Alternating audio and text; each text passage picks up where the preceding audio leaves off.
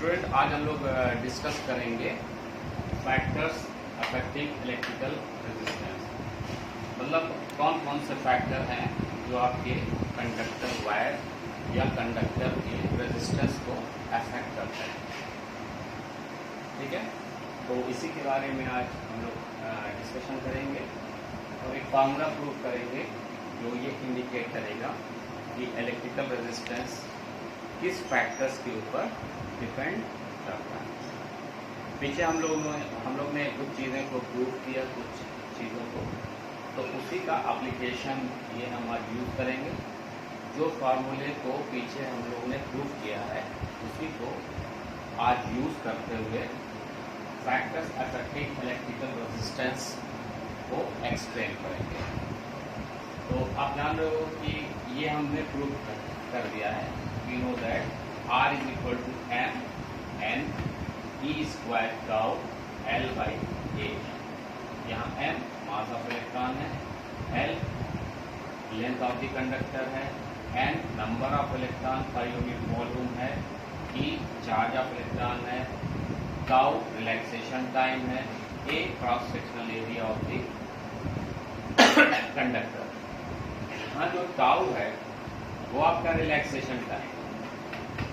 Relaxation time मतलब ये होता है कि इलेक्ट्रॉन के दो सक्सेसिव कोलिजन के बीच जो टाइम लगता है उसे हम रिलैक्सेशन टाइम कहते हैं। दो सक्सेसिव कोलिजन के बीच जो टाइम लगता है उसको हम रिलैक्सेशन टाइम कहते हैं। रिलैक्सेशन टाइम, अगर आप टेम्परेचर को इंक्रीज कीजिए तो वेलोसिटी बढ़ जाएगी इलेक्ट्रॉन की, और जब इलेक्ट्रॉन की वेलोसिटी बढ़ जाएगी तो रिलैक्सेशन टाइम की वैल्यू डिक्रीज हो जाएगी, क्योंकि जब वेलोसिटी बढ़ेगी तो दो सक्सेसिव कोलिजन के बीच जो टाइम होता है वो डिक्रीज कर जाएगा। तो टेम्परेचर बढ़ाओगे तो रिलैक्सेशन टाइम डिक्रीज कर जाएगा, क्योंकि इलेक्ट्रॉन की वेलोसिटी इंक्रीज कर जाएगी और उनका कोलिजन बहुत जल्दी होने लगेगा। इसी वजह से रिलैक्सेशन टाइम डिक्रीज हो जाता है।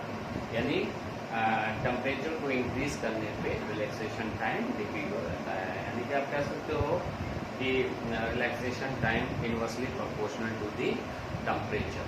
ठीक है, तो ये आपका हो गया। ये हम प्रूव करा चुके हैं। R is equal to rho L by A. Rho क्या है? रेजिस्टिविटी और स्पेसिफिक रेजिस्टेंस है। या आप लिख सकते हो rho is equal to R A by L। यहाँ R की वैल्यू ये आप पुट कर लीजिएगा तो क्या हो जाएगा? Rho is equal to M N E square tau. तो कंडक्टिविटी किसके इक्वल और रेजिस्टिविटी किसके इक्वल हो गई है? M N E square tau. तो आप देखो जो रो है, M तो कांस्टेंट होगा, E कांस्टेंट होगा क्योंकि मास ऑफ इलेक्ट्रॉन कांस्टेंट है, E charge of one electron constant है। वेरिएशन किस में कर सकते हो? इसमें वेरिएशन M एंड टाउ में होगा। तो आप लिख सकते हो कि स्पेसिफिक रेजिस्टेंस और resistivity is inversely proportional to M और resistivity is inversely proportional to relaxation time. तो ये दो फैक्टर के ऊपर मेनली डिपेंड करता है आपका रेजिस्टिविटी। किसके ऊपर? यानी कि rho is inversely proportional to N, where N number of electron per unit volume, और rho is inversely proportional to tau. Tau means relaxation time. अब यहाँ पे डिफरेंट मटेरियल का N की वैल्यू डिफरेंट होगा। सिल्वर लोगे तो कुछ और होगा, कॉपर लोगे तो इसकी वैल्यू कुछ और होगा।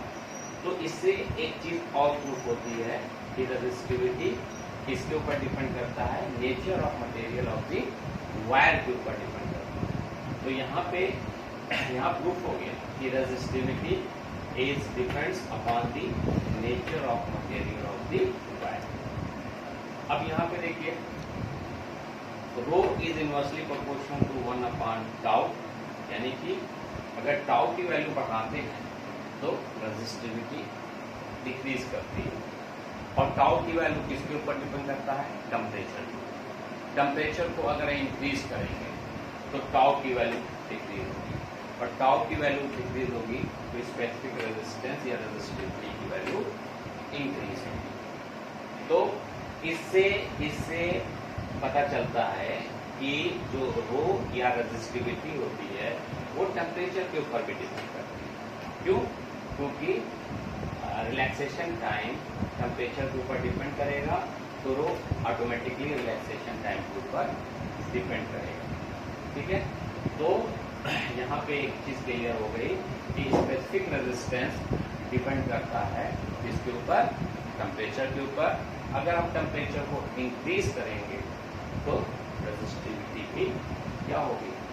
इंक्रीज होगी। यहाँ पे दिखाया गया है rho is inversely proportional to tau, यानी कि resistivity is inversely proportional to tau. और यहाँ पे आपको मालूम होना चाहिए कि tau temperature is inversely proportional to tau, तो यहाँ पे क्या होगा? Resistivity is directly proportional to T. Clear? समझ में आया?